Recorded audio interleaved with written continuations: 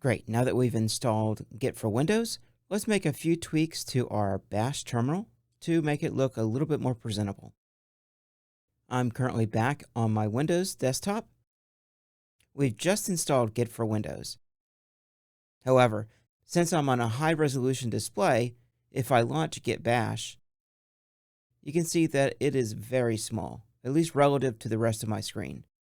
So let's make a few adjustments to that. With Git Bash open, you can right-click anywhere on the Windows title bar. Then go to Options on the pop-up menu. That brings up our Options dialog for Git Bash.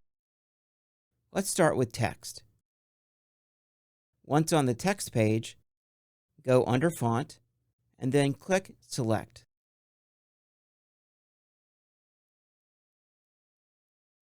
I want to use a slightly different font, so let's go up here and find Consolus.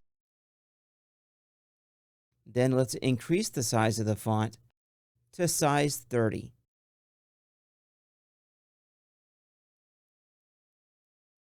This is a size that I have determined works pretty well on my screen. Now, feel free to play around to find the font size that works well for yours. I'm going to click Apply. That should instantaneously resize our Bash terminal program. Let's go ahead and click OK. Now, let's go to Window. Click on Window, and then with the window settings, I want to change the default size for the columns and the rows. For a size 30 font on my screen, I can get away with 150 columns.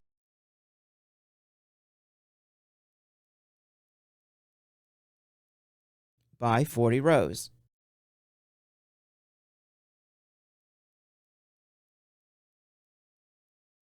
All right, great. Click Apply and then Save. In order for our settings to take effect, we need to close Git Bash and restart it.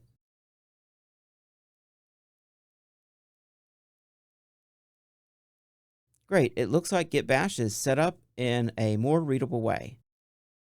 Let's go ahead and close out.